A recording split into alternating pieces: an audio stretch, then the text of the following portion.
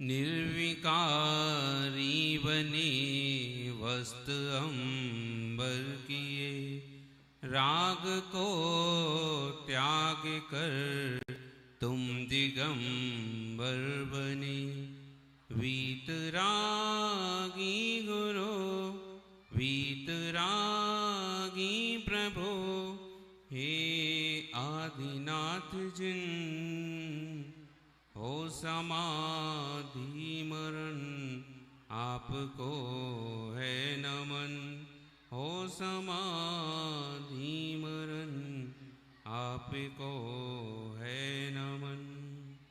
आदिम तीर्थंकर प्रभु आदिनाथ भगवान की, शांतिर्विधाता श्री शांतिनाथ भगवान की, चैतन्य चमत्कारी श्री पार्श्वनाथ भगवान की, वर्तमान शासन नायक महावीर भगवान की, संत श्रोमणी आचार्य गुरुवशी विद्यासागर जी महामुनिराज की, परम पूज्य 108 आचार्य गणाचार्य श्री विराग सागर जी महाराज की, परम पूज्य आचार्य श्री विनम्र सागर जी महाराज की, परम पूज्य निर्यापक मण मुनि पुंगो श्री सुधा सागर जी महामुनिराज की।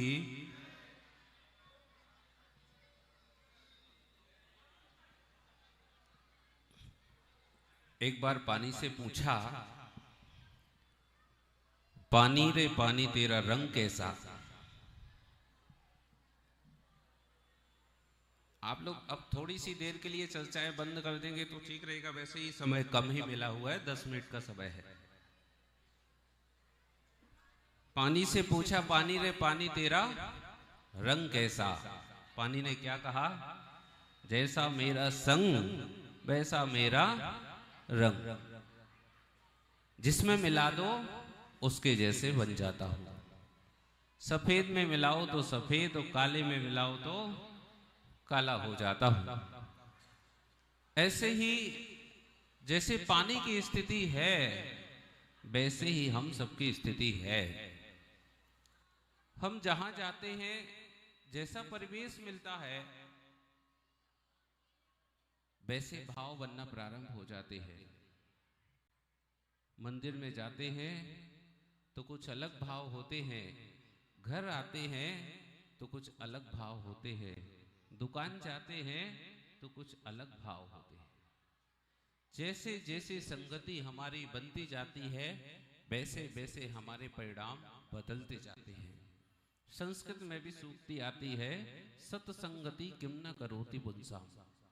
संगति हमसे क्या नहीं करा दे, कुछ नहीं कहा जा सकता है। संगति का बहुत बड़ा महत्व होता है। सबके जीवन में सबकी जैसी जैसी संगति होगी, वैसे वैसे भाव बनते चले जाएंगे, और जैसे भाव होंगे वैसे ही हमारा मन होगा, और जैसा हमारा मन होगा वैसा ही हम करेंगे।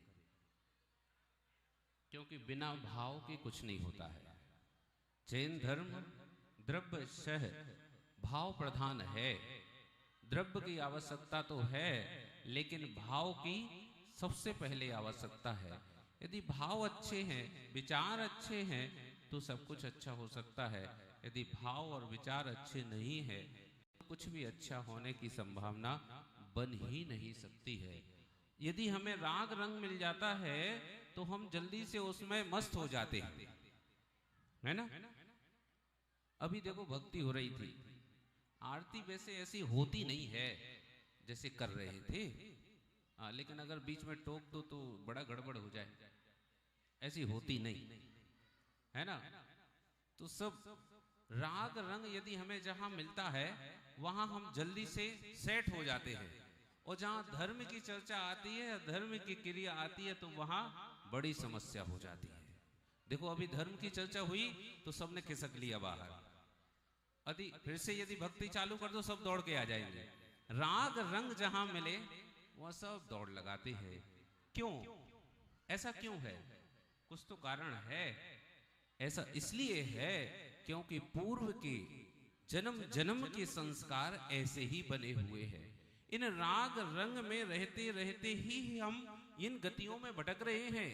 राग रंग से लपेट करके मोह से युक्त होकर के, मोह से सहित होकर के ही तो हम इस संसार को बढ़ा रहे हैं। यदि वो नहीं होता तो आज हम यहां भी नहीं होते। मैं नहीं कह रहा हूं, ऐसा आचार्य कुंद स्वामी भगवान ने समय सारची में कहा। कैसा कहा? परिचिदान भूतः, ये सब पहले सब कुछ परिचय में आया हुआ है, सब कुछ हमने भोगा हुआ है, सब कुछ हमने किया हुआ है। इसलिए जैसे जैसे इसके संस्कार मिलते हैं तैसे तैसे जल्दी से भाव बनते चले जाते हैं, वैसे हम क्रिया करते चले जाते हैं। राग रंग की जो जो क्रिया होती है उसमें हमें बड़ा आनंद आता है, क्योंकि हम इसको लगातार भोग रहे हैं, लगातार करते जा रहे हैं। परंतु इस मनुष्य पर्याय मिलना बड़ा कठिन है, सब जानते हैं, पर मानता कोई नहीं है। और जितने भी प्रवचन होते हैं, जितने भी विद्वान करते हैं, महाराज करते हैं, सब में मनुष्य पर्याय की सार्थकता सब करते हैं। ये मनुष्य पर्याय बहुत अनमोल है, बहुत अनमोल है। इसको ऐसे ही मिट्टी में मत जाने दो, है ना। भजन में भी पढ़ते हैं, मानुष जन अनमोल रे इस माटी में मत, है ना। इसको माटी में मत जाने दो। सब मनुष्य पर्याय की सार्थकता यही है कि हम जिन धर्म को धारण कर लें, संयम को धारण कर लें, वैराग्य को धारण कर लें, यही हमारे जीवन की सार्थकता है। एक विद्यार्थी परीक्षा देता है, परीक्षा देने से पहले 1 वर्ष तक वह पूरी पढ़ाई करता है। और पूरी पढ़ाई करने के बाद कितने दिनों में, मात्र 5 या 6 पेपर होते हैं, तो 5-6 दिन में उसकी पूरी परीक्षा हो जाती है और रिजल्ट लास्ट में आ जाता है कि तुमने जीवन में क्या किया। ऐसे ही होता है ना। तो हमारे मनुष्य जन्म की सार्थकता भी वही है कि हम समाधि मरण कर लें। जिसका समाधि मरण हो, जो यथावत जैसा शास्त्रों में कहा है, यदि वैसा वह समाधि मरण कर लेता है तो उसके संसार में ज्यादा भव नहीं बचते हैं। शास्त्रों में कहा, यदि जिसका समाधि मरण विधि पूर्वक संपन्न हो जाए तो समझ लो उसकी केवल 7 या 8 भव ही संसार में बचे हैं। 7 या 8 भव से वह मोक्ष चला जाएगा। तो हमारा रिजल्ट तो वहां आना है। मनुष्य पर्याय की सार्थकता तो वह है कि हमारा समाधि मरण हो जाए। परंतु पंचम काल के जीव तो यह सोच रहे हैं, क्या सोच रहे हो, कि मोक्ष तो पंचम काल में जा सकते कि नहीं? पंचम काल में मोक्ष जा सकते कि नहीं? अभी मोक्ष जा सकते कि नहीं है? अरे जोर से बोलो। कोई तो जा सकता है, इतने सारे लोग बैठे, कोई नहीं जा सकता, एक भी नहीं। अरे कुर्सियों पर बैठने वाले एक आध तो जा सकते हैं, कोई नहीं जा सकता। सब ने यही सोच रखा है कि जब मोक्ष जा ही नहीं सकते हैं तो हम नियम क्यों पालें, हम संयम क्यों पालें, है ना। इसलिए क्या करना, जब मोक्ष नहीं जाना तो ये सब किसके लिए करना। परंतु पूज्य स्वामी महाराज अच्छे से जानते थे कि द्रोणागिर के आसपास रहने वाले लोग तो और ज्यादा ये सोच करके बैठे हैं कि पंचम काल में मोक्ष है ही नहीं। तो हम व्रत क्यों लें, संयम क्यों लें, इनका पालन क्यों करें, अपने शरीर को कष्ट क्यों दें।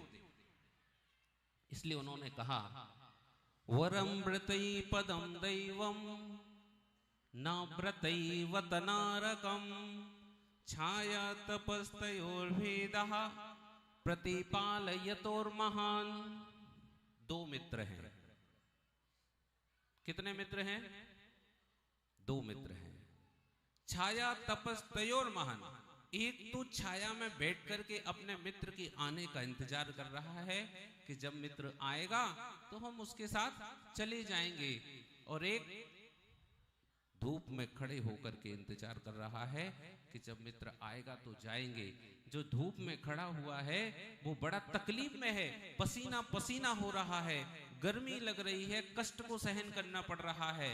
लेकिन जो छाया में बैठा हुआ है वो आराम से बैठा है और अपना चिंतन मनन कर रहा है कि जब हमारा मित्र आएगा तो हम चल देंगे। समझ में आ रहा है ना कुछ? तो जब आएगा तो हम क्या करेंगे? उसके साथ चल देंगे। वरम व्रतई पदम दैवम ना व्रतैवत नारकम। वरम व्रतई, जिन्होंने व्रतों को धारण किया है वो कहां जाएगा? स्वर्ग जाएगा।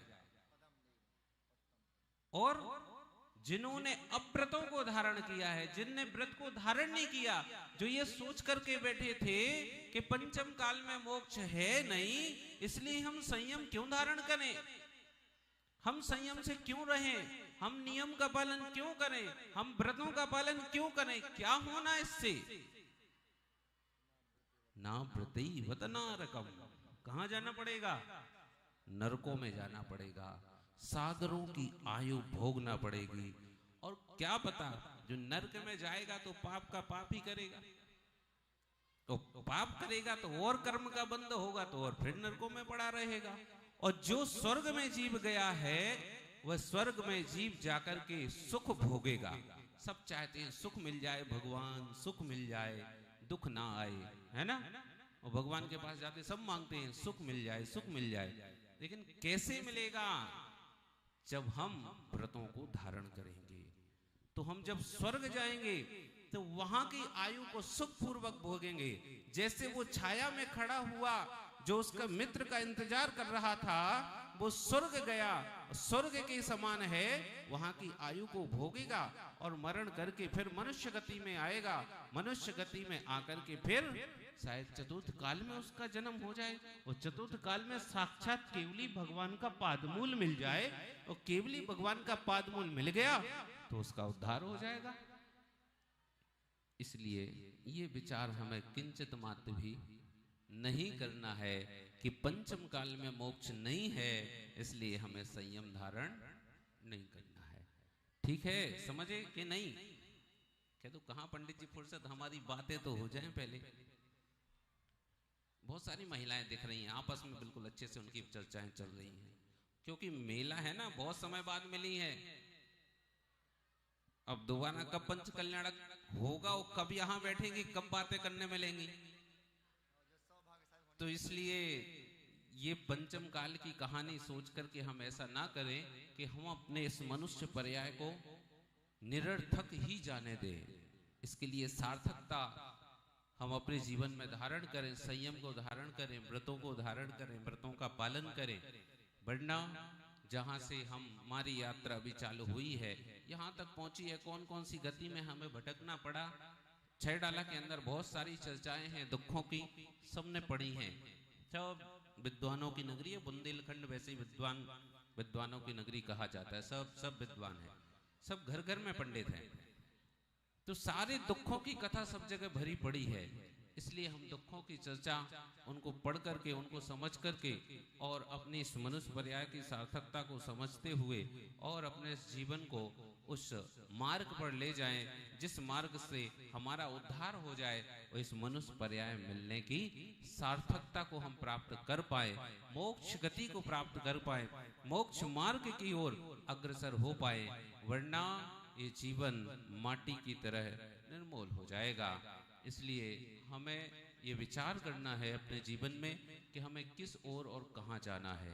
वरना जब ये सुख हम जिसको मान रहे हैं ये मिलते तो बहुत आसानी से हैं, लेकिन जब इनको भोगना पड़ता है तो वो बड़ी मुश्किल में भोगना पड़ता है, कष्टों में भोगना पड़ता है, दुख में भोगना पड़ता है। बहुत दुखी होता है व्यक्ति जब इन कष्टों को, जब उसके बाद कर्म उदय में आते हैं तो बड़ी क्लिष्टता से उनको भोगना पड़ता है। इसलिए हम अपने मनुष्य पर्याय की सार्थकता को समझें और मनुष्य पर्याय की सार्थकता को समझते हुए अपने जीवन का उद्धार करें। समय बहुत कम है, भैया जी को भी अभी बोलना है, इसलिए मैं अपनी वाणी को यही विराम देता हूँ। बोलो देवादिदेव आदिनाथ भगवान की जय। आइए भैया जी।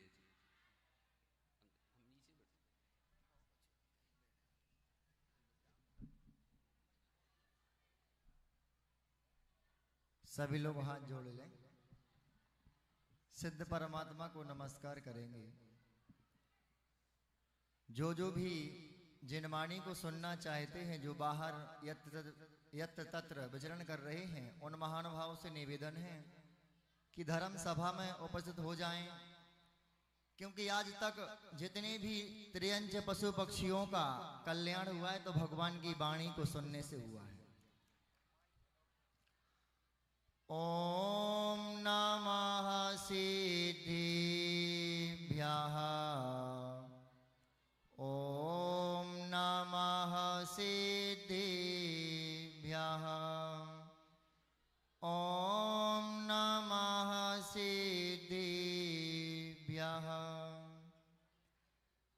गुरु आपकी तप की चर्चा आज विश्व में होती है, इंद्र सभा में भी तो तेरे ज्ञान की अर्चा होती है। राजाओं साधन वैभव पा गुरु आपने ठुकराया, तीन लोक में पूज्य मुनि पद गुरु आपने अपनाया। ऐसे ज्ञानी गुरुदेव का हमको मिला सहारा है, परम पूज्य आचार्य श्री को सत नमन हमारा है। गुरुवारी विद्यासागर जी को सत नमन हमारा है। गुरुवारी विराग सागर जी को सत नमन हमारा है। गुरुवारी विनम्र सागर जी को सत नमन हमारा है। जय बोले 1000 श्री आदिनाथ भगवान की, 1000 श्री शांतिनाथ भगवान की। जय बोले चिंतामणि पार्श्वनाथ भगवान की। वर्तमान शासनक भगवान महावीर स्वामी की। संत शिरोमणि आचार्य गुरुदेव विद्यासागर जी महामुनिराज की। परम पूज्य आचार्य श्री विराग सागर जी महाराज की। परम पूज्य आचार्य श्री विनम्र सागर जी महाराज की पंच कल्याणक प्रतिष्ठा महामहोत्सव की सभी को जय जनेन्द्र।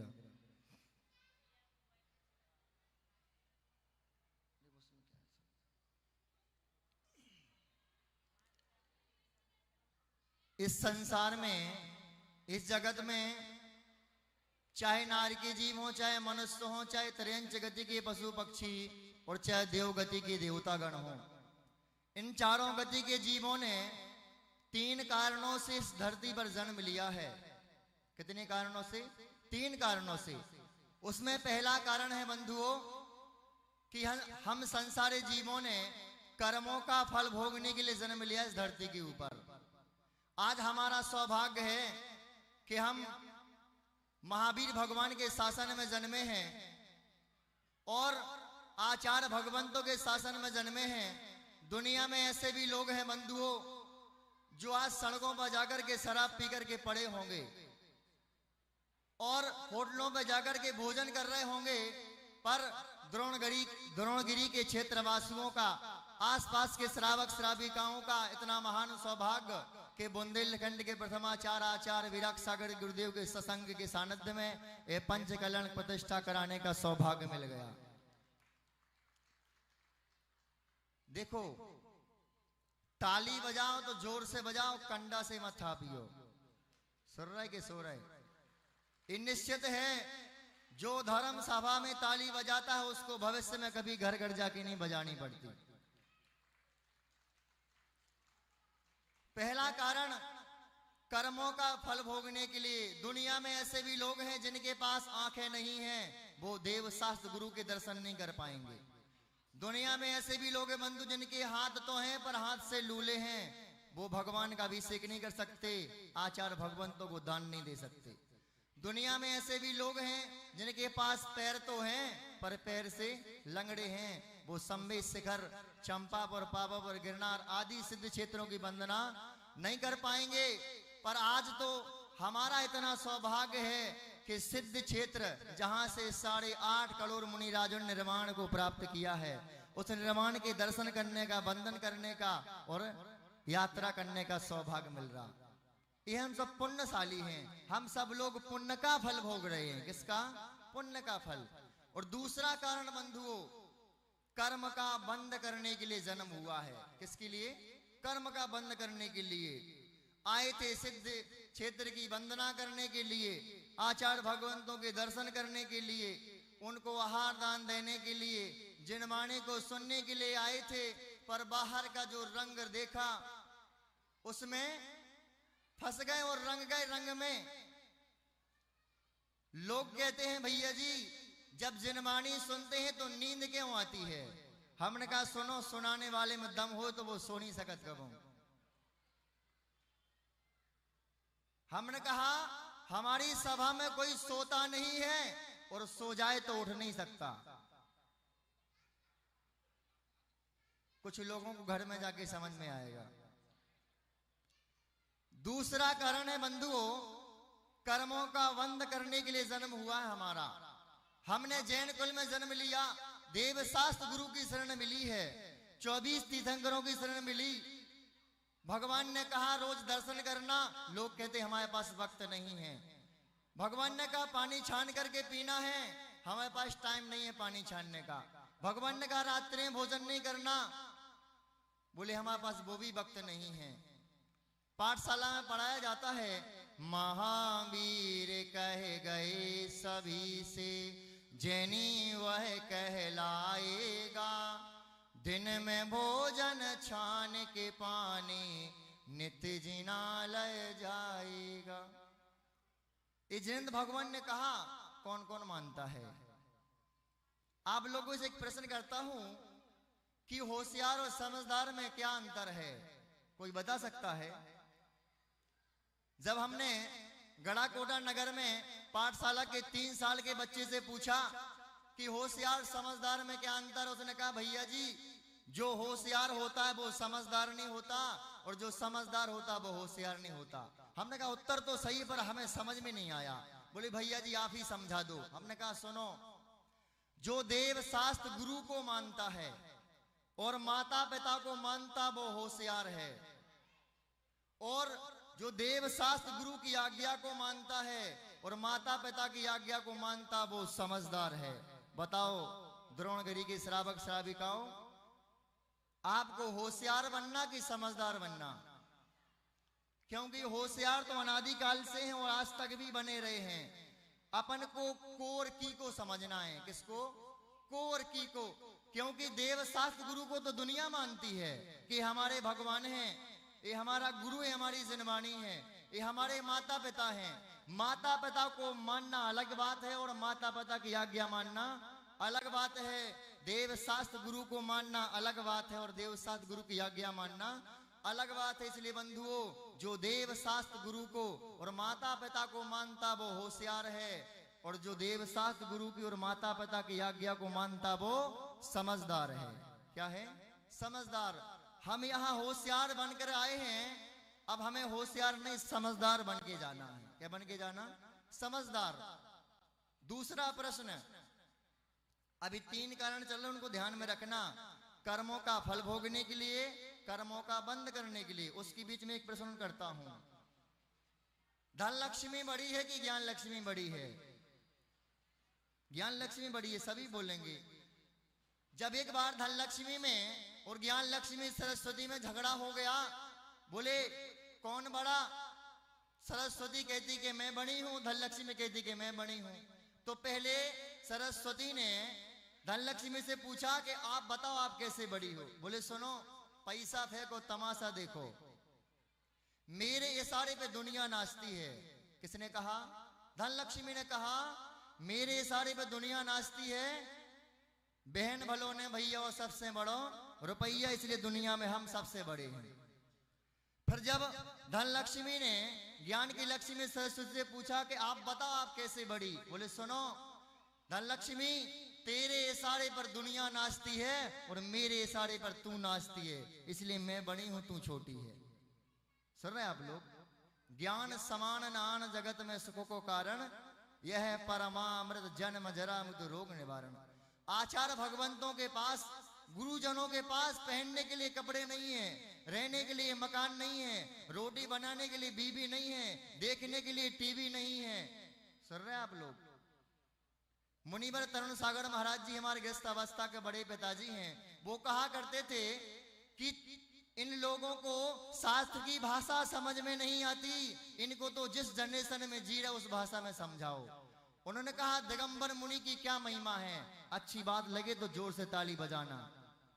जिसके सर पर छाता नहीं, परिवार से नाता नहीं, बैंक में खाता नहीं और बिना बुलाए जाता नहीं, उसे कहते हैं जैन मुनि।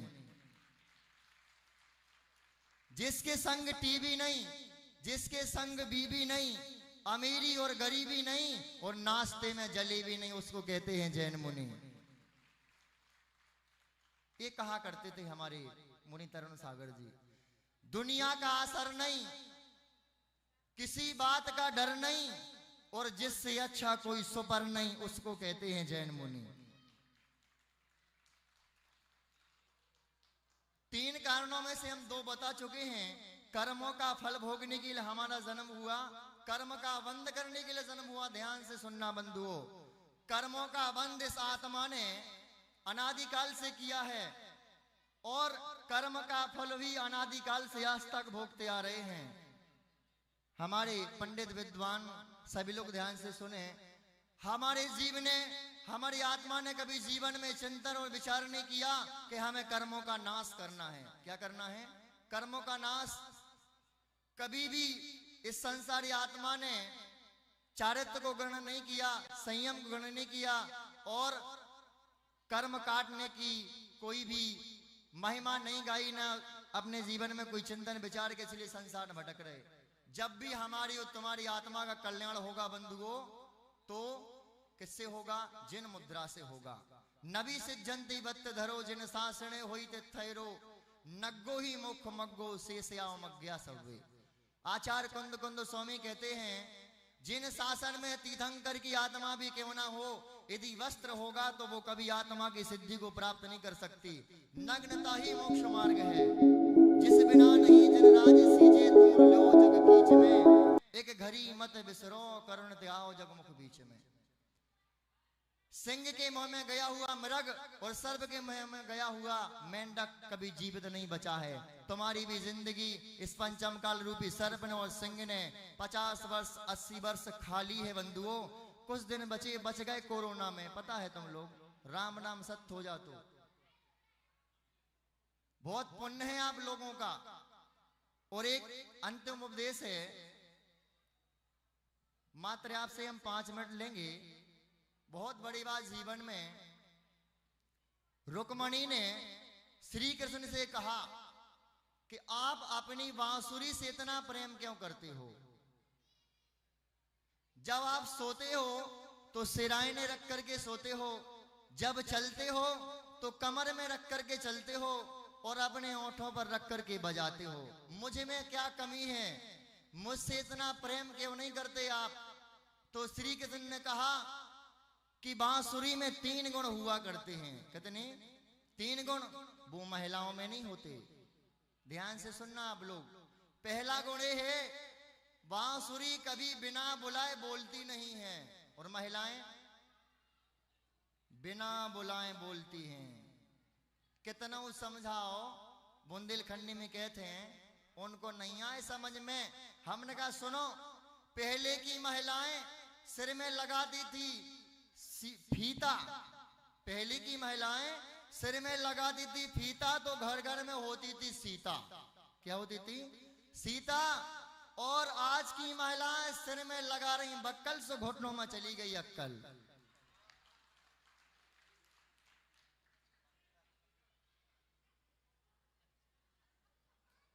श्री कृष्ण ने अपनी पटरानी रुक्मणी से कहा कि पहला गुण बांसुरी में है, वो कभी बिना बुलाए बोलती नहीं है और महिलाएं बिना बुलाए रहती नहीं है। और दूसरा गुण, इसमें गांठ नहीं होती। क्या नहीं होती? गांठ नहीं होती है। जिसमें गांठ होती उसको बांस कहते हैं और बांस अर्थी को सजाने में काम आता है। जिसके जीवन में लड़ाई झगड़ा बुराई की गांठें बंधी हैं, उससे मैं प्रेम कैसे कर सकता हूं। और तीसरा गुण, जब भी बांसुरी बोलती है तो बहुत मीठा और मधुर बोलती है। और महिलाएं, खूब लड़ी मर्दानी, वो तो झांसी वाली रानी थी। यदि आपके अंदर ये तीन गुण आ जाएं, कौन कौन से? बिना बुलाए बोलना नहीं है, बुराई की गांठें बांध करके रखना नहीं है, और जब भी बोलना है तो बहुत मीठा और मधुर बोलना है। क्या बोलना है? मीठा और मधुर। क्योंकि बंधुओं, मीठा बोलने से दुनिया में कोई ऐसा श्रावक श्राविका नहीं है जो तुम्हारे बस में ना हो। ये मंत्र है जीवन का। यदि अपनी बुराइयों को मिटाना है, दूरियों को हटाना है, तो झुक करके चलो। कैसे? झुक करके। और एक अंतिम कविता, हाँ। मीरा ने पुकारा तो श्री कृष्ण चले आए, सबरी ने पुकारा तो श्री राम चले आए, और चंदन वाला ने पुकारा तो महावीर चले आए, और हमारे क्षेत्र द्रोणागिरी के श्रावक श्राविकाओं ने और पंडित श्री देवी जी ने पुकारा तो अजय भैया चले आए।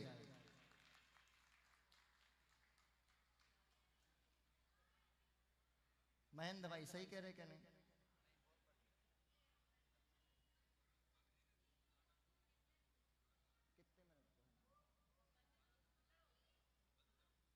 कविता थी एक छोटी सी।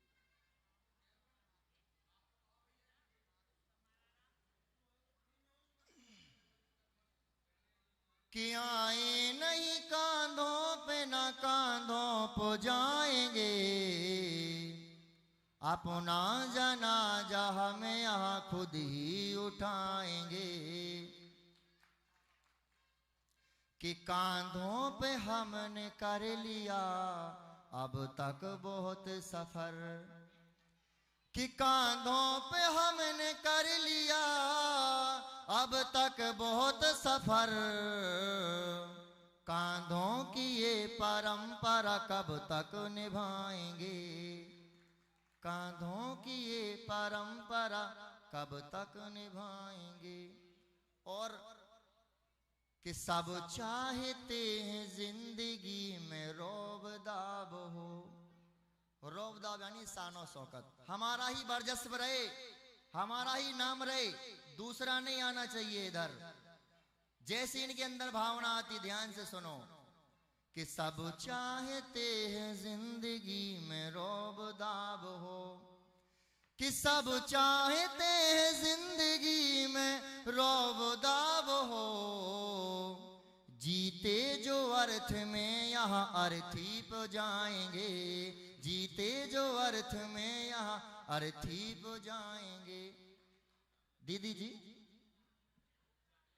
आज के लोगों ने ये मानसिकता बना ली है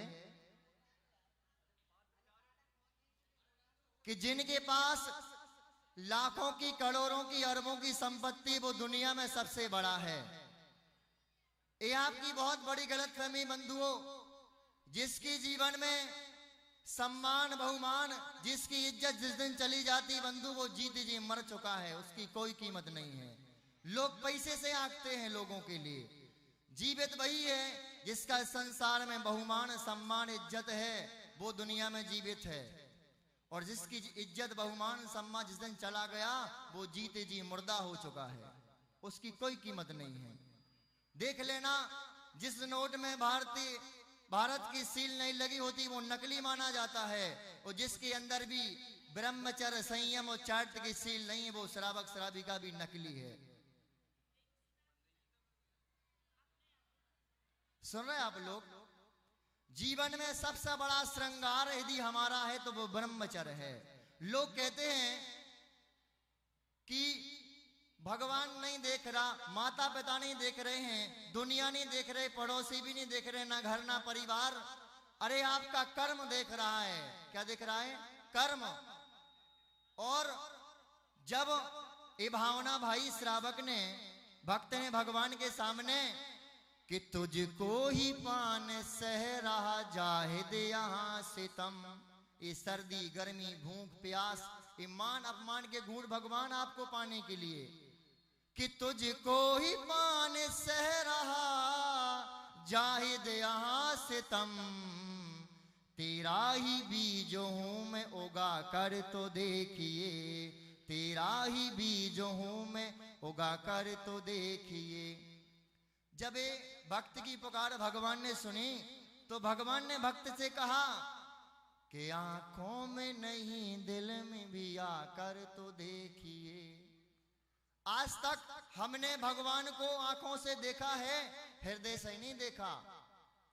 कि आंखों में नहीं दिल में भी आकर तो देखिए, या रब मुझे भी अपना बना कर तो देखिए, या रब मुझे भी अपना बना कर तो देखिए। और समय का अभाव, भविष्य में कभी समय मिलेगा आप लोग बुलाओगे तो मैं जरूर आऊंगा। सभी लोग अपने स्थान पर खड़े हो जाएं जनमानस स्तुति के लिए।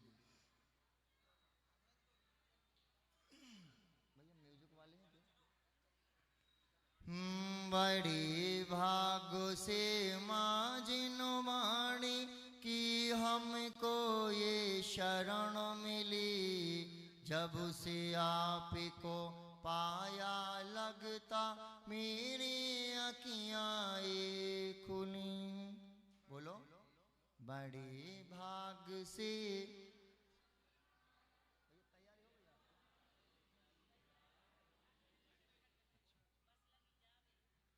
मित्र यहाँ शत्रु बन जाते, शत्रु ही फिर मित्र बने।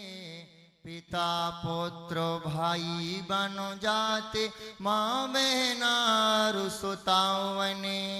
नाटक जैसे पात्र सभी है, सच्ची केवल तेरी कही। जब से आपको पाया लगता मेरी अखियाँ ये खुली। शांतिनाथ और सिद्ध चक्र ही यही मेरे विधान है। मेरे गुरुवर विद्यासागर धरती के भगवान है। जावाणी के ज्ञान से सूझे जावाणी के ज्ञान ते सूझे लोकालोक। सोवाणी मस्तक धरूं सदा दे तो दोख। हे जिनवाणी भारती तो है जपो दिन रैन। जो तेरो शरणा गए सो पावे सुख चैन। देव भजो अरहंत को गुरु सेवा निर्ग्रंथ। दया धर्म पालो सदा यही मोक्ष का पंथ। 9 बार नमोकार।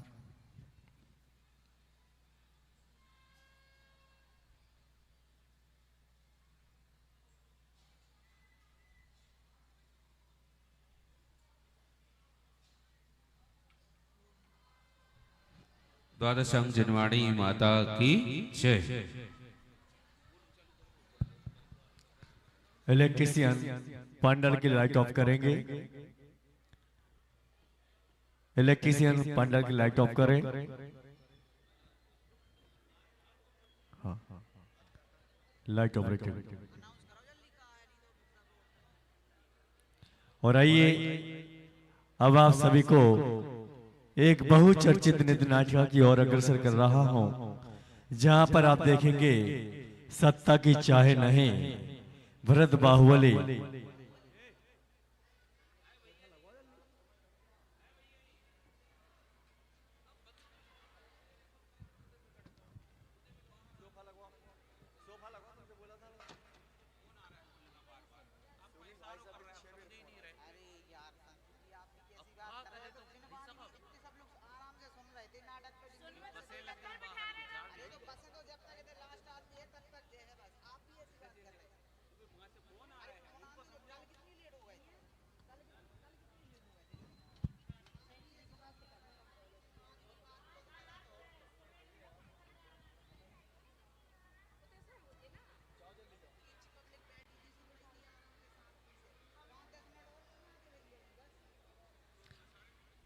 भाई भारत जी शुरू करें।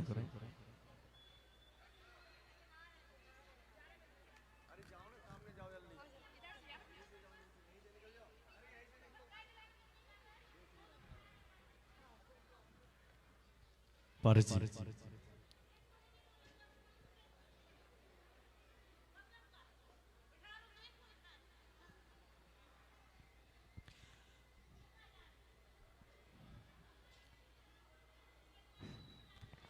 सत्ता की चाहे नहीं, ये कहानी है अयोध्यापति महाराजा धीराज ऋषभदेव की, जहां पर उनके दोनों ज्येष्ठ पुत्र भरत और बाहुबली अपने राज दरबार में उनका आगमन हो रहा हुआ करता है।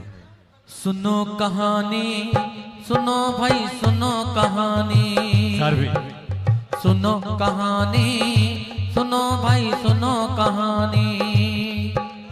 आदिनाथ भगवान की सुन लो एक कहानी, आदिनाथ भगवान की सुन लो एक कहानी। सुनो रे एक कहानी, सुनो रे राम कहानी, सुनो रे एक कहानी, सुनो रे आदि की कहानी। सावधान, होशियार, खबरदार, अयोध्यापति महाराजा धीराज हरतेश अपने प्रिय अनुज पोतनपुर नरेश बाहुबली सहित पधार रहे हैं। सुनो हर एक कहानी, सुनो रे एक कहानी, एक कहानी, सुनो रे एक कहानी। ऋषभदेव भगवान की सुन लो एक कहानी, ऋषभदेव भगवान की सुन लो एक कहानी। सुनो रे एक कहानी, सुनो रे एक कहानी, ओ सुनो रे एक कहानी, सुनो रे एक कहानी।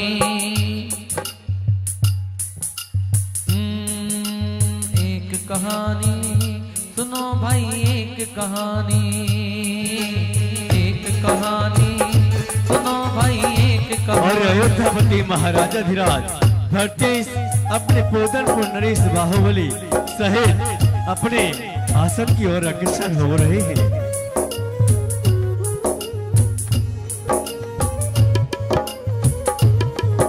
और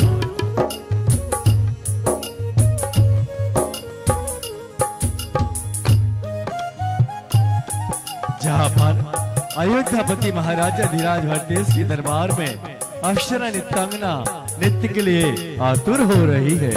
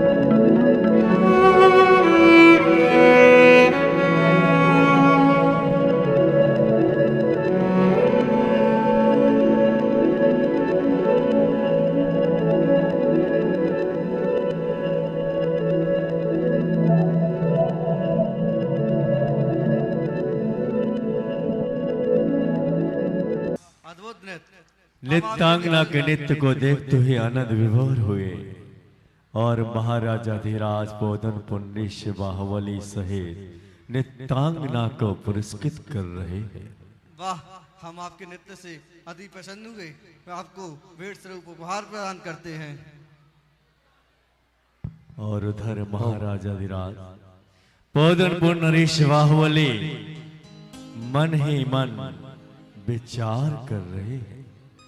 तभी अपने भ्राता श्री महाराज भरते से कुछ कहना चाह रहे हैं।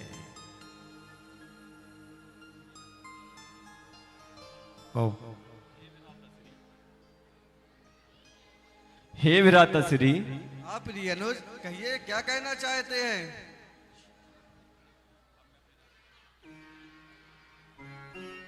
अब मैं अपने राज्य पोदनपुर में वापस जाना चाहता हूँ। अरे अनुज, ये आप क्या कह रहे हो। आप मेरे छोटे अनुज हो, आप यहीं रह के अपना राजपाट देख सकते हो। नहीं भ्राता श्री, आप तो जानते हैं पिताश्री ने आपको अयोध्या का राज्य दिया है, मुझे पोदनपुर का। मेरी प्रजा इंतजार कर रही है, इसलिए मुझे जाना है। अरे अनुज, तुम यहाँ बैठकर अयोध्या में भी बैठकर अपना राजपाट देख सकते हो, इसलिए तुम्हें कहीं जाने की आवश्यकता नहीं है। और महाराज भरतेश ना चाहते हुए भी अपने अनुज को विदा कर रहे हैं।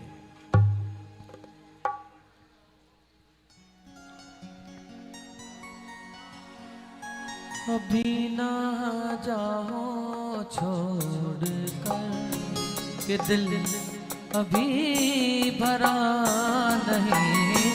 अभी ना जाओ छोड़ कर के दिल अभी भरा नहीं। अभी नहीं, अभी नहीं, अभी नहीं, अभी सावधान, होशियार, खबरदार। राजाओं के राजा महाराजा धीराज, अयोध्यापति महाराजा धीराज भरतेश अपनी प्रिय महारानी वज्रानी सहित राज दरबार में पधार रहे हैं।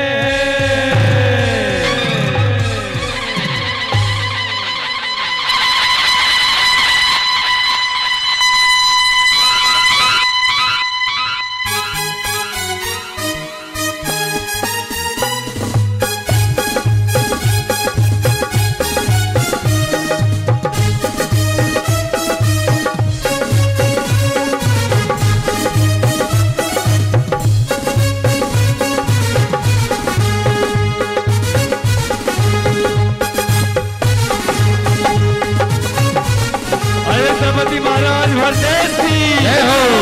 अयोध्यापति महाराज भरतेश की जय हो। और समय बीतते बीतते काफी समय व्यतीत होता है, जहां पर अयोध्या नगरी के मुख्य द्वार से बागवान चला आ रहा है।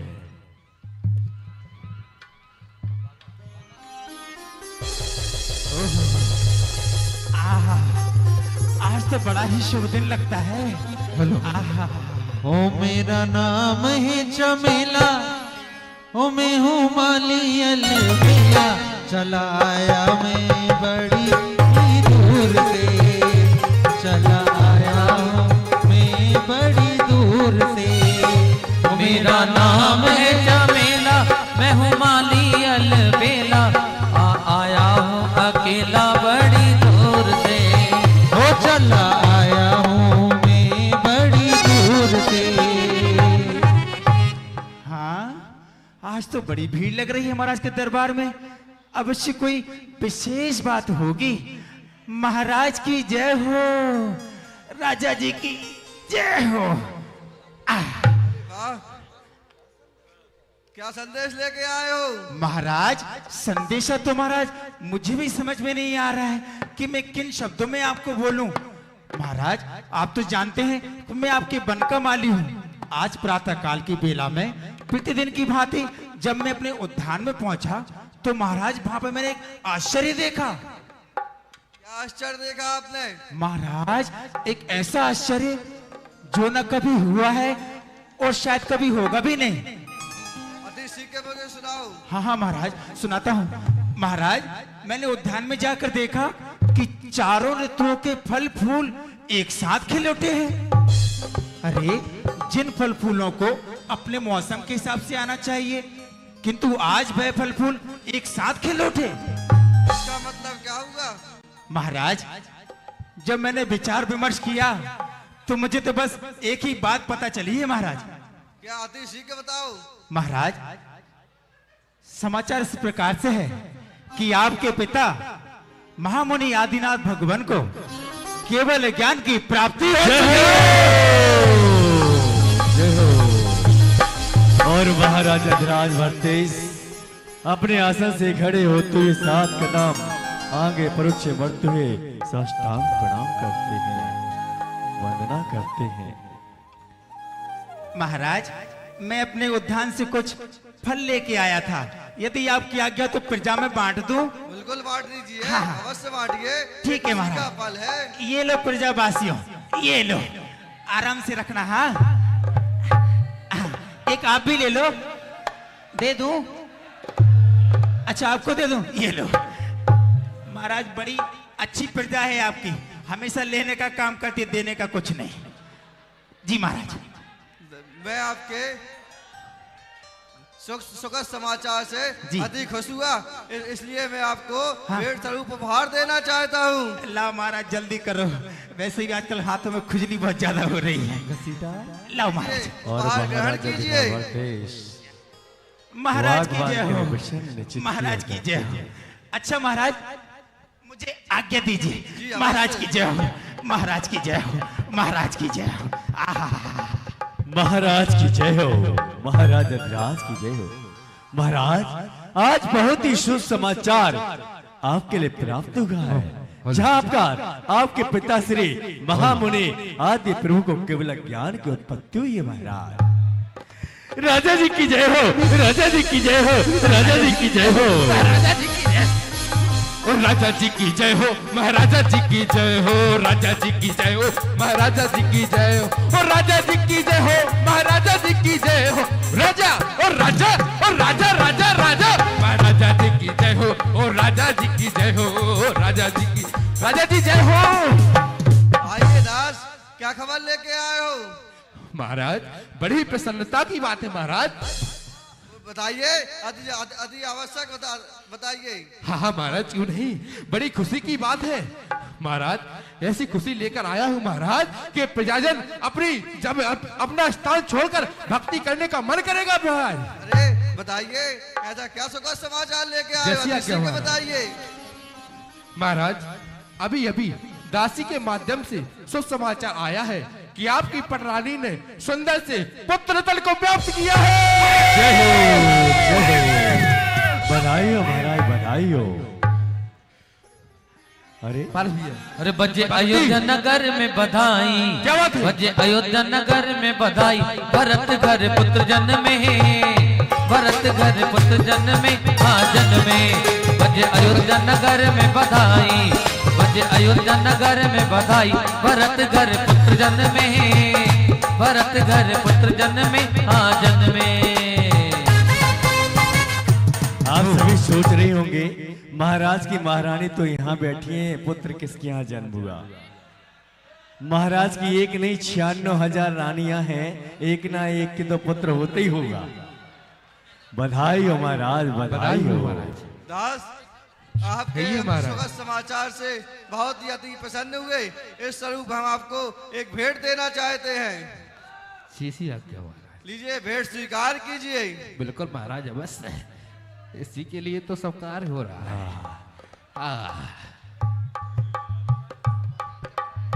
राजा जी की जय हो, राजा जी की जय हो, जय हो, जय हो, जय हो, जय हो, जय हो। हो गई जय, अकेले महाराज की जय हो, बाकी किसी की ना हो। महाराज की जय हो। आइए, क्या समाचार लेके आए हैं? महाराज, समाचार के लेकर आए हैं? अरे ये पूछो महाराज, कितना सुंदर समाचार लेकर के आया हूँ। महाराज, आप सुनेंगे तो खुशी से झूम उठेंगे, ये प्रजा भी खुशी से नाच उठेगी महाराज। आइए जल्दी सुनाइए क्या समाचार है। कैसे कैसे सुना दूं महाराज। महाराज पहले ये बताओ समाचार के बदले हमें क्या दिया जाएगा। आपको उचित भेंट दिया जाएगा। उचित उचित मुंह मांगा मांगा है। सीमेंट की बोरी। हमें कौन मकान बनाऊं नहीं। महाराज क्या इनाम दिया जाएगा। उचित आपको इनाम दिया जाएगा। महाराज सोच लो, हो सकता है आपसे फॉर्च्यूनर गाड़ी ले लूं। वो भी मिल जाएगी। वो भी मिल जाएगी। अयोध्या नरेश के दरबार में आप हैं। तो फिर देखो भैया आपके सामने बात हो रही, ध्यान रखना। हाँ तो महाराज सुनिए, समाचार इस प्रकार से है महाराज। अभी अभी आपकी आयुधशाला से सेनापति के माध्यम से सूचना प्राप्त हुई है कि आपकी आयुधशाला में तेज पुंज सहित चक्र रत्न की उत्पत्ति हुई है महाराज। अरे वाह वाह, बधाई हो महाराज, बधाई हो। अब तो आप एक 6 खंड के अद्भुती शासक होंगे महाराज, बधाई हो। मैं चक्रवर्ती बन जाऊंगा। हाँ अरे महाराज। वाह वाह, बड़ी खुशी की बात है। अरे मंत्री पर चलिए अभी दिग्विजय के लिए प्रस्थान जो कीजिए। आज्ञा महाराज। महाराज पहले मेरी फॉर्च्यूनर गाड़ी दे दो। तो जाइए जाइए, पार्किंग में खड़ी है। और तभी महाराजा धीराज भारती की प्रिय महारानी पटरानी रुद्रा उनका तिलक कर रही हैं और शस्त्र भेंट कर रही हैं।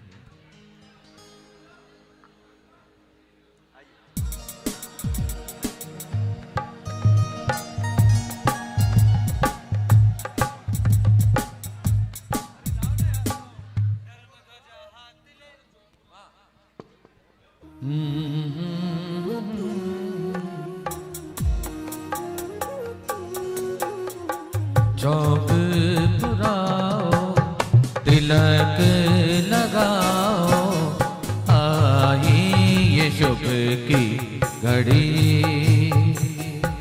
मेरी सखी मंगल गौरी, धरती अंबर सजाओरी, आई पावन ये बेला हो।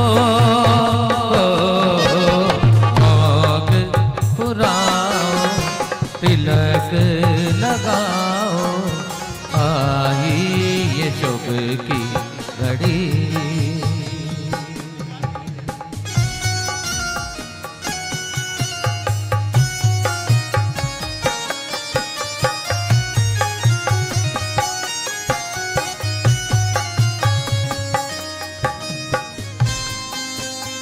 और महारानी सुभद्रा अपने कक्ष की ओर प्रस्थान करती हैं और महाराजा धीराज 6 खंड के अद्वितीय शासक बनने के लिए आतुर होते हैं। जहां बार वह अपने चतुरंगी सेना को लेकर युद्ध के लिए प्रस्थान करते हैं।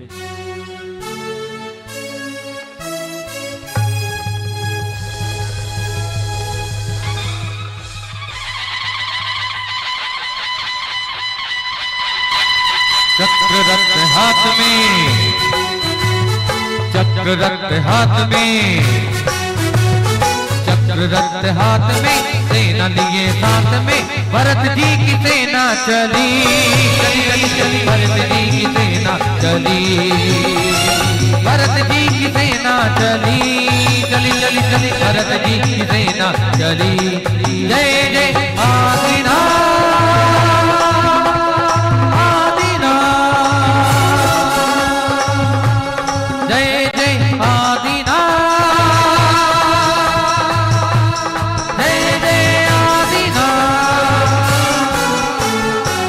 रक्त हाथ में, सेना लिए साथ में, चक्र रक्त हाथ में, सेना लिए साथ में, भरत जी की सेना चली चली चली चली चली चली, भरत जी की सेना चली, भरत जी की सेना चली चली चली चली, भगत जी की सेना चली।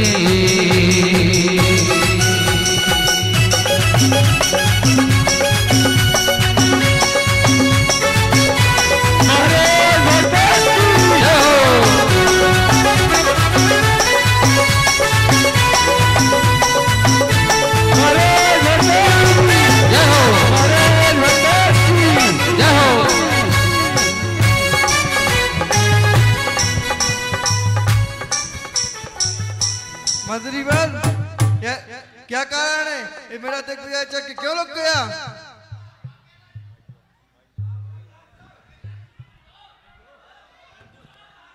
महाराज, मुझे भी विदित नहीं हो रहा है कि आखिरकार आपके चक्र तो रुकने का क्या कारण प्रतीत होता है।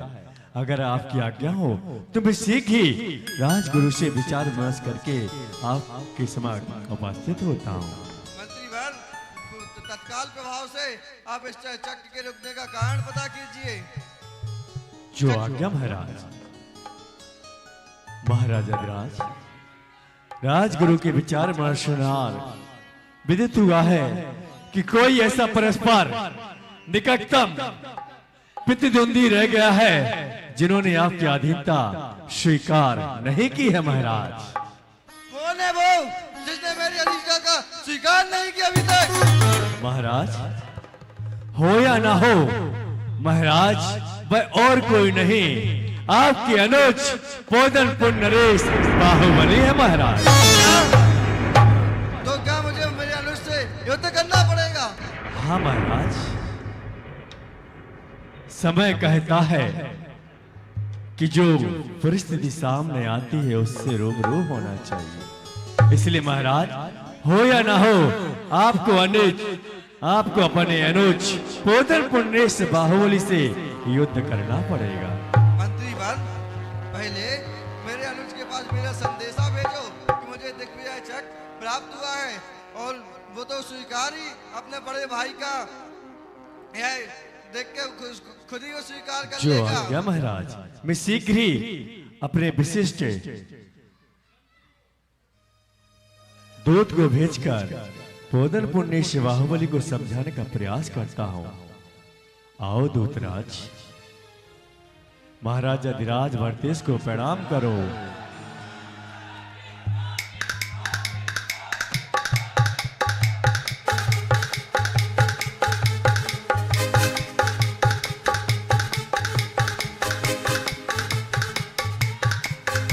महाराज की जय हो, अयोध्या नरेश की जय हो। कहिए महाराज, मुझे कैसे बुलवाया है? हे दूतराज, आप मेरे अनुज के पास जाकर उन्हें मेरा सूचना देने का प्रयास करें और उन्हें समझाने का प्रयास करें कि आपके भ्राता श्री को चक्र प्राप्त हुआ, दिग्विजय चक्र प्राप्त हुआ है, अतः आपके अधिपति स्वीकार करने के बाद यह दिग्विजय पूर्ण होगी। जो आज्ञा महाराज। कि पोदनपुर को अभी जाऊं महाराज जी, मैं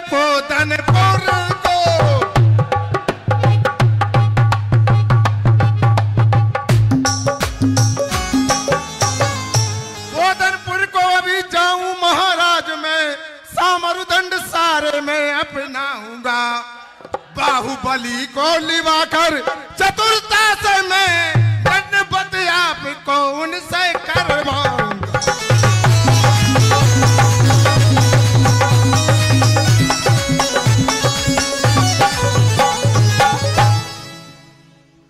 हे महाराज, मैं अभी हाल पोदनपुर के लिए प्रस्थान करूंगा और आपके भ्राता बाहुबली को चतुरता से समझाऊंगा। हे महाराज, मुझे आज्ञा दीजिए। जी आज्ञा है, अवश्य अभी प्रस्थान कीजिए। जी आज्ञा। दूत जो आज्ञा महाराज, महाराज। महाराज की आज्ञा पाकर चल देता है पोदनपुर नरेश बाहुबली के दरबार।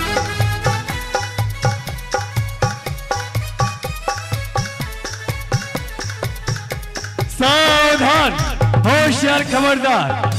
राजा के राजा महाराजा धीराज पोदनपुर नरेश बाहुबली अपने राज दरबार में पधार रहे हैं।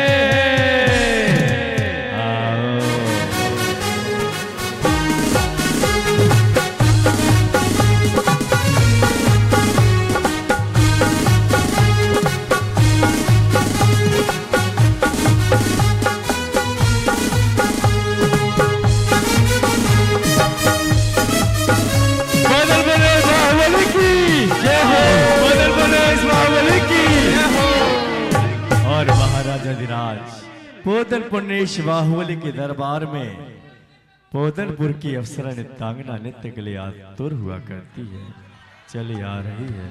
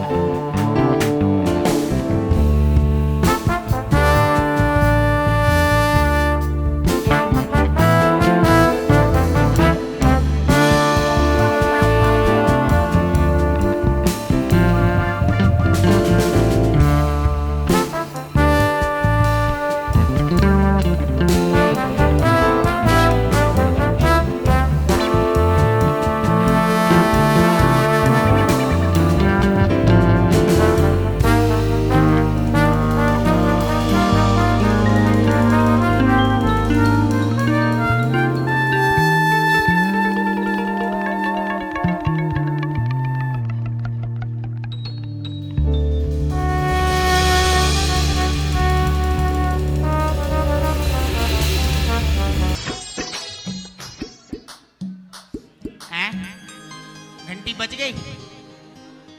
सुंदरी कहाँ गई? बड़ा अच्छा नृत्य करते ही कहाँ गई सुंदरी? अच्छा पीछे आ क्या? हे देवी, मैं आपके नृत्य को देखकर भाव विभोर हो गया हूं। हैं? भाव विभोर? हमारा नृत्य तो मैं भी कर रहा था साथ साथ में, मेरे नृत्य को देखकर चक्कर तो नहीं आई? नहीं, मेरे नृत्य को देखकर कुछ ना कुछ आना चाहिए ना।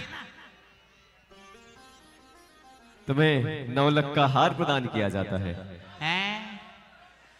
महाराज मुझे 5 लाख का दे दो, मैं 5 लाख से काम चला लूंगा।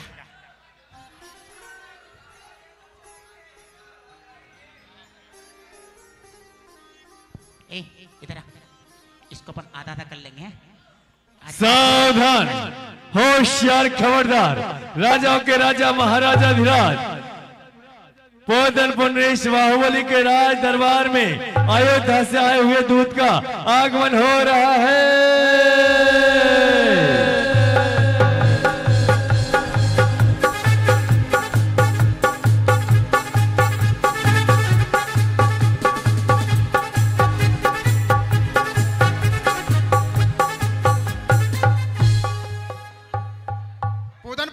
बाहुबली कुमार की जय हो। उनकी तो जय होगी, लेकिन आप कौन हो? आप तो परिचय दे दो। भागते भागते भागते भागते पूरा सेंध पार कर जाओगे क्या? सुनिए मंत्री बात। हाँ जी। मैं पोदनपुर से आया हूँ। पोदनपुर से आए हो? ये पोदनपुर ही है। मैं अयोध्या से आया हूँ, आपके महाराजा बाहुबली कुमार जी से। चेहरा ऐसा कर लो थोड़ा सा। हाँ। कहाँ से आए हो? अयोध्या से आया हूँ। अयोध्या से क्या कार्य है? महाराज के लिए पत्र लाया हूँ। अच्छा, पत्र कहीं दिखाई नहीं दे रहा। सुनिए, सुनाता हूँ। सुनाइए सुनाइए। मुझे मत सुनाओ, महाराज के पास चलो, उनको सुना देना। रुको, पहले मैं जाता हूँ। भागते भागते मत आना, आराम से आना, यहाँ की सेना खराब है। भागते भागते आपको उठा के ले जाएंगे। आओ। महाराज की जय हो। महाराज ये अयोध्या से दूतराज आए भागते भागते। इनका नाम मैंने पूछा नहीं, नाम भी शायद भागते भागते होगा। क्या संदेश लेकर आए हैं? सुनिए महाराज की जय हो। जय श्रीमान जी बाहुबली नरेश, और मुझे आपके पास में भेजे हैं भरतेश।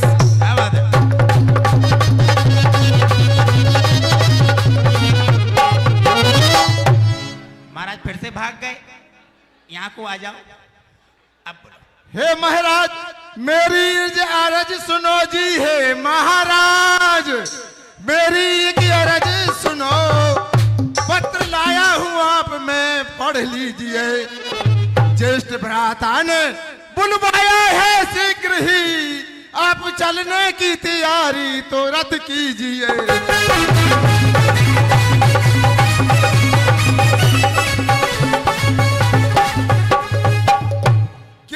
खंडों में जितने थे भी थे अधिपति जी, छाओ खंडों में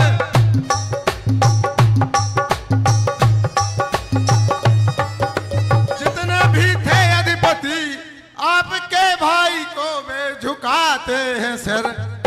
चक्र है पास उनके, करे सेव सुर, उनकी आज्ञा बजाते सभी सुर असुर।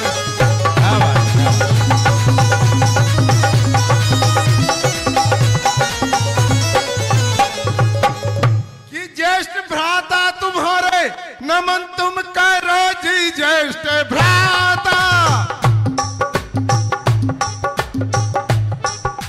तुम्हारे नमन तुम करो। शान शौकत में कुछ दाग लगता नहीं। चांद सूरज सा जग में उजाला करो, इसमें संदेह मुझको दिखाता नहीं।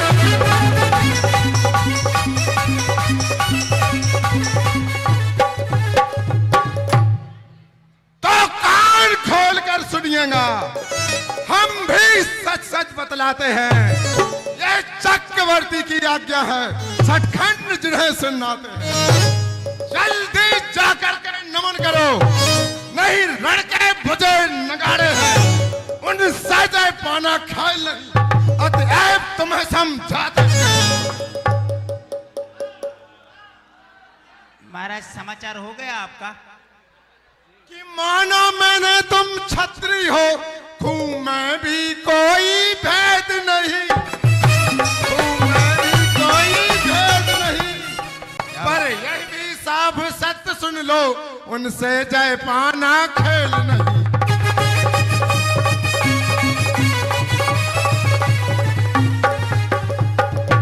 तुम एक छोटे से राजा हो, कब तक सम्मुख अड़ सकते हो, कब तक सम्मुख अड़ सकते हो, उस चक्र रत्न से बोलो क्या तुम सचमुच भी लड़ सकते हो।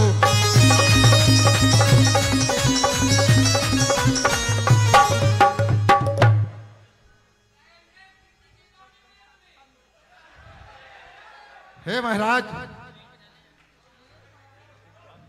मुझे क्या आज्ञा है? दूतराज, कहिए महाराज। आप भूल गए जिस पिता के पुत्र मैं है, उन्हीं पिता का पुत्र मैं भी हूं। जो आज्ञा महाराज। आप अपने महाराज से कह देना हम युद्ध के लिए तैयार हैं। जो आज्ञा महाराज। हम अपनी पिता के साथ विश्वासघात नहीं कर सकते। अगर आप हमारे भ्राता श्री के दूत ना होते तो तुम्हारा सिर धड़ से अलग कर दिया जाता। जो आज्ञा।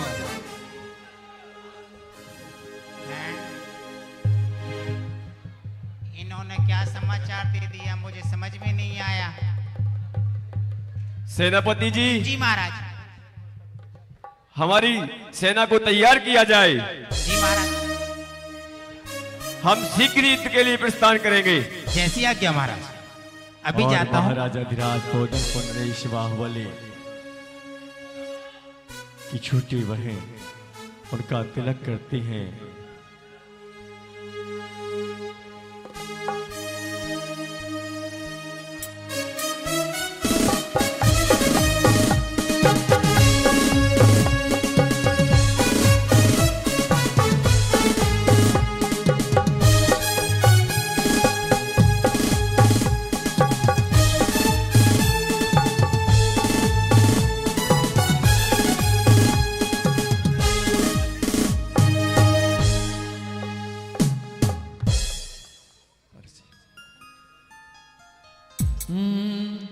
तिलक लगाओ मंगल गाओ, आई ये कैसी घड़ी हो।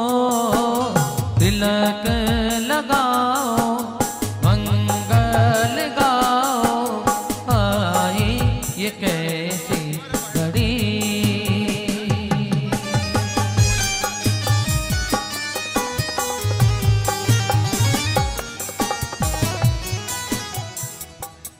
और बोधन पुण्येश बाहुबली युद्ध के लिए कूच करते हैं अपने समस्त सेना को लेकर।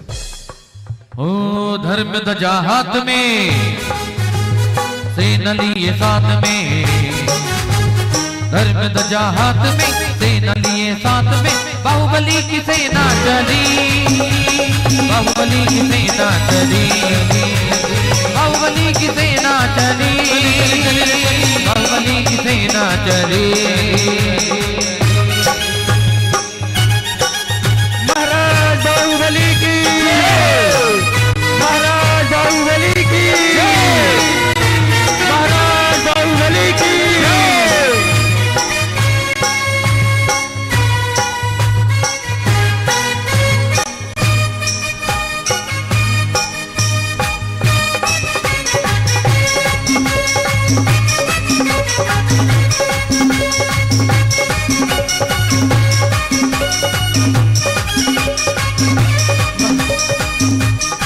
महाराज बाहुबली की।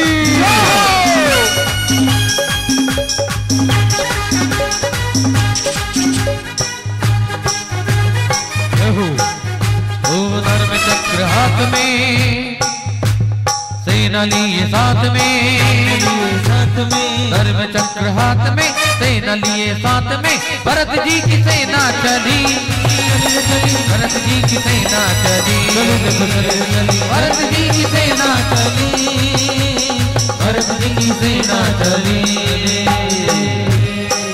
और योद्धापुरी महाराजा भारतेश अपनी छाव में विश्राम कर रहे हैं। तभी बोधनपुर से पुनः दूत अयोध्या नगरी की सीमा में प्रवेश कर रहा है और महाराजा धीराज भारतेश को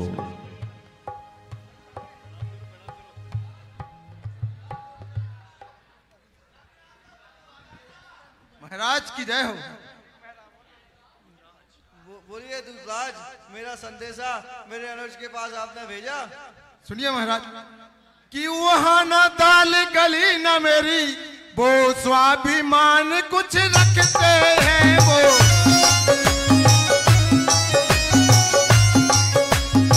स्वाभिमान कुछ रखते हैं। केवल सतगुरु को नमन करें, दूजे को नमन न करते हैं।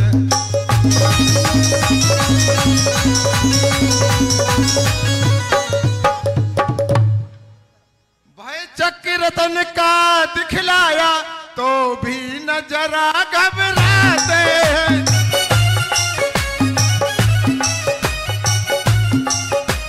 तो भी न जरा घबराते हैं।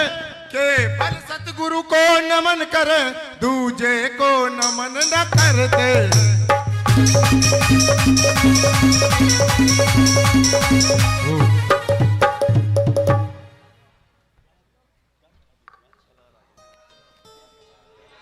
क्या कहा मेरे अनुज ने? हमारी आदित्य स्वीकार करने से मना कर दिया? ऐसा नहीं हो सकता।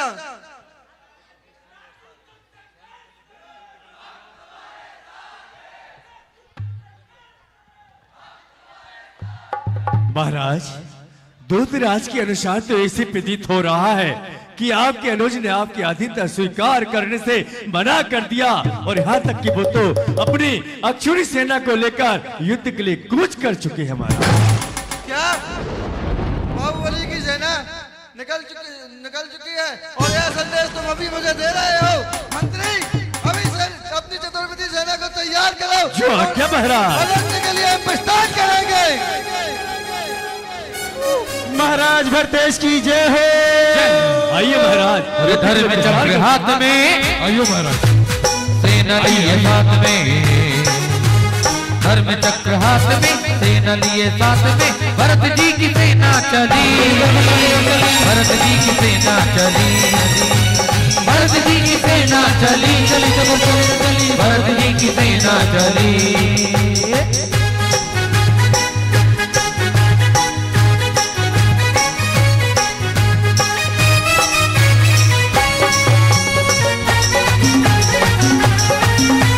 बाहुबली की सेना चली बाहुबली की सेना चली बाहुबली की सेना चली बाहुबली की सेना चली। महाराज देखा, यही है वो आपके अनुज बोधनपुर ऋषि बाहुबली जिन्होंने आपकी आधीनता स्वीकार करने से मना कर दिया। हाँ मंत्री भर, यही मेरा अनुज जिसे हमने अपनी उंगली पकड़ के चलना सिखाया, आज वो मुझसे युद्ध करना चाहता है। धिक्कार है इस पे। हे विराथा श्री, यदि यह समाचार आपने बड़े भाई के नाते भेजा होता तो मैं आपकी अधीनता स्वीकार कर लेता, लेकिन यह समाचार तो एक राजा ने दूसरे राजा को भेजा है, मैं कैसे स्वीकार कर लूं? अनुज, युद्ध के लिए तैयार हो जाओ। मैं तैयार हूं, आप भी तैयार हो जाइए।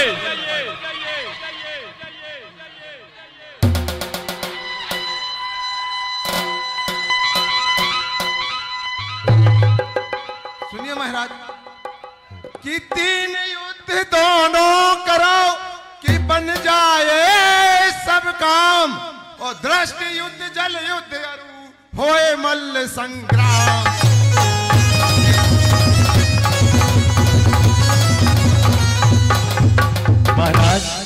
ये हमारे बहुत ही बुजुर्ग हैं और इनके हमें सलाह सादर मानना चाहिए। इनकी बात को स्वीकार करते हुए आप दोनों तो जानते हैं कि आप दोनों महाराजा धीराज भरतेश और पोदनपुर ने से बाहुबली चरम शरीरी हैं। आपका इस युद्ध में कुछ होने वाला नहीं है और ये जो सारी सेना है वो व्यर्थ में मारी जाएगी। क्यों ना अहिंसा विरोध हो जाए महाराज। मुझे स्वीकार है। मुझे भी स्वीकार है। तो आइए महाराज दोनों सेनाएं पीछे हट जाए।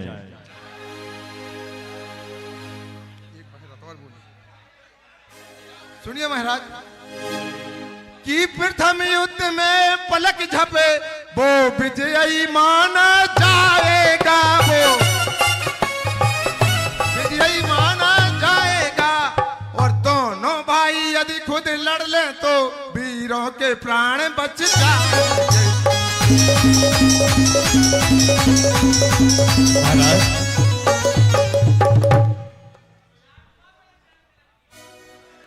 और प्रथम युद्ध दृष्टि युद्ध प्रारंभ किया जाता है। दृष्टि युद्ध प्रारंभ हो।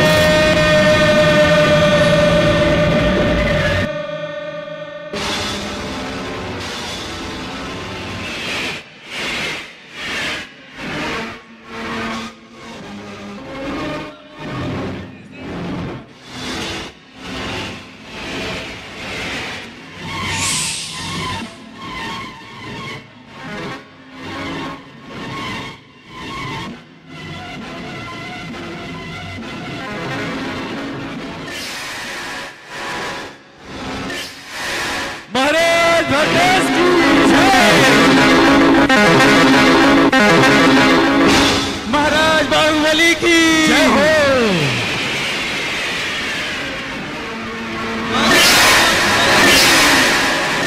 बोले पोदनपुर नरेश बाहुबली कुमार की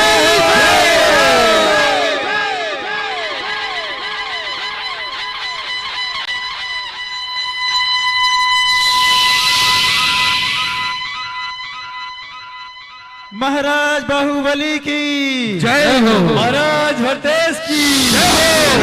महाराज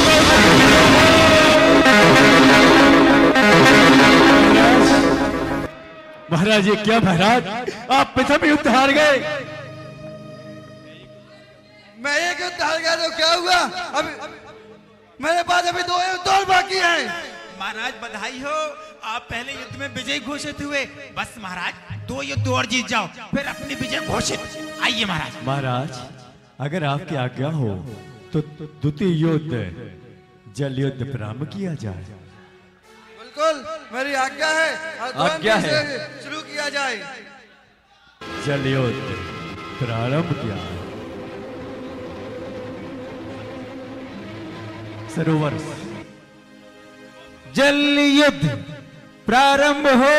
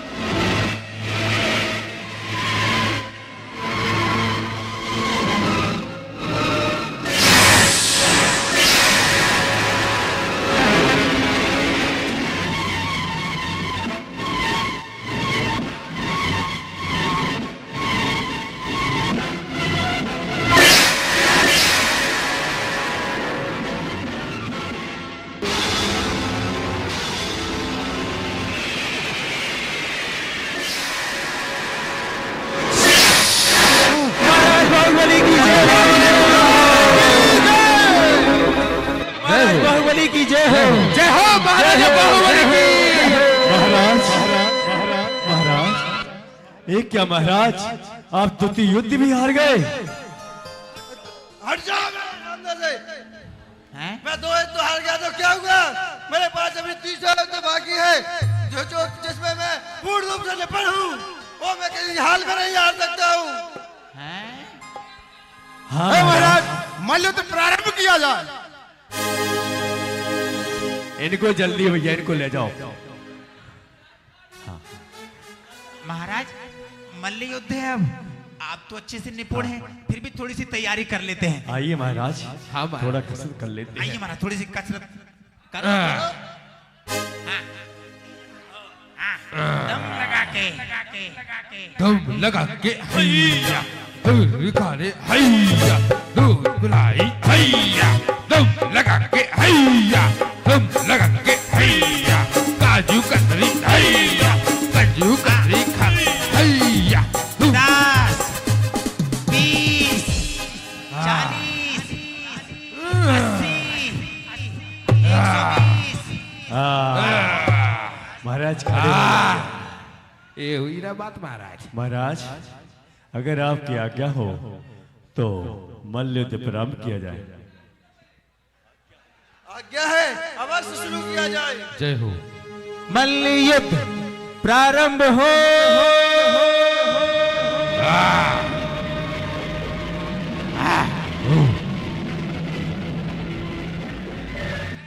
आजा आजा आजा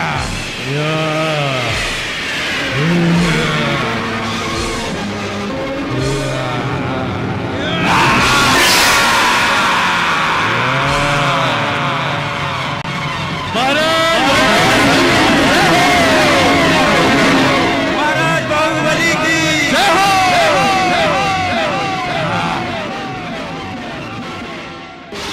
महाराज बाहुबली की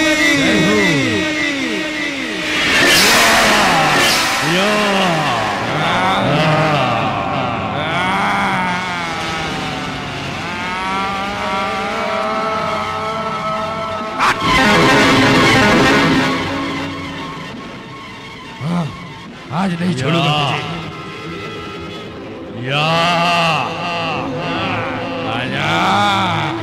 आजा नहीं छोड़ूंगा।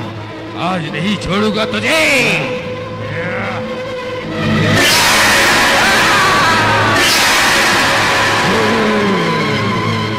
महाराज बाहुबली की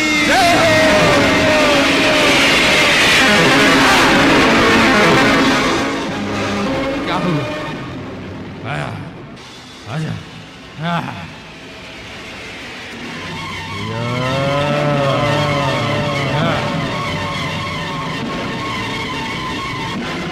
महाराज भरतेज की जय हो जय हो जय हो।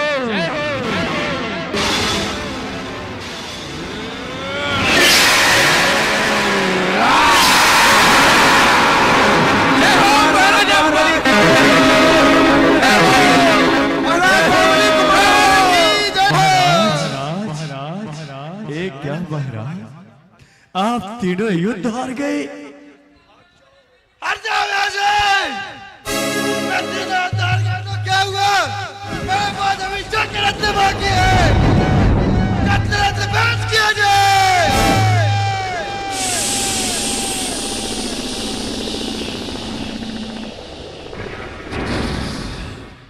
और ये था नरेश महाराज भरतेज ना चाहते हुए भी क्रोधावश अपने अनुज पोदन को नरेश बाहुबली के ऊपर चक्र का प्रहार करते हैं, परंतु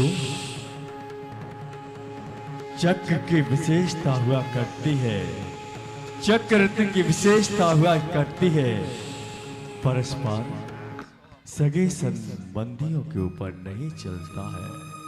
और पोदनपुर नरेश बाहुबली को चक्रतन प्रणाम करते हुए अपने स्थान की ओर चला जाता है। तभी बाहुबली के मन में अनेकानेक विकल्प उत्पन्न होते हैं। मात्र अरे यह क्या? मात्र 2 मिनट और चाहूंगा, बहुत मार्मिक सीन आने वाला है। यह क्या? इस राज्य के लिए इस नाच के टुकड़े के लिए आज एक बड़े भाई ने छोटे भाई पर चक्र से प्रहार कर दिया। नहीं नहीं, मुझे इस संसार में नहीं रहना है। ये सारा संसार असार है, यहां कोई किसी का नहीं है। इसलिए मैंने विचार किया है वन में जाकर जैनेश्वरी दीक्षा धारण करके अपना आत्म कल्याण करूंगा।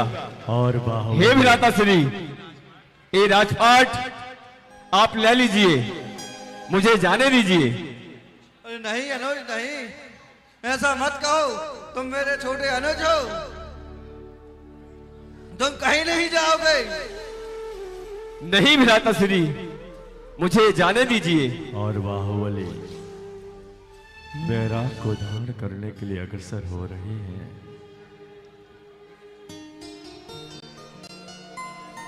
मेरे भाई नहीं जाओ,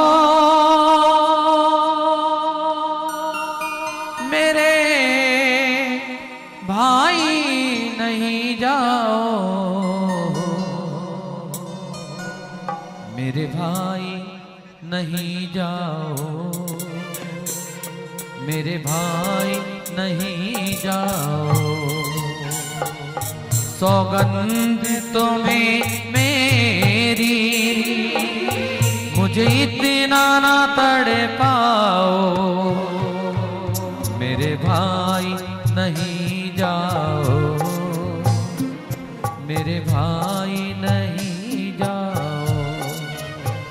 ना जा रे, ना जा रे, यूं हमें छोड़ के, दिल मेरा तोड़ के ना जा रे।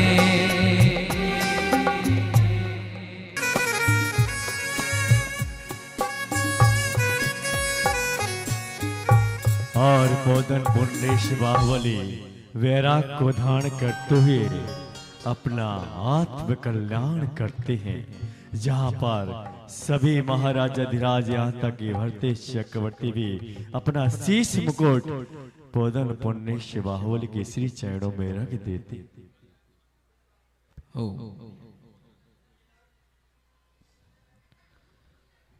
कहीं दर्पण देख विरक्ति। अगर ये हमारी छोटी सी नृत्य नाटिका हमारे महापात्रों के माध्यम से भरत बाहुबली के दृश्य के माध्यम से सबको अच्छी लगी हो तो एक बार हमारे दोनों पात्र भरत और बाहुबली के सम्मान में ताली बजा दीजिए मित्रों। क्यों यहाँ पंचकन्या प्रतिष्ठा महामहोत्सव लेके हुए और बहुत ही सुंदर। और इसी के साथ ये छोटा सा मंच कलाकार महेंद्र भगवान गौरव आप सभी का ऋणी है, जो आपने अपने इस तीर्थराज लघु शम्य शिखर द्रोणगिरी की पावन धरा पर मुझे सादर सराहा और मुझे आपने अपने दिलों में जगह दी। इसी के साथ हंसते मुस्कुराते हुए आपस में जय जिनेंद्र।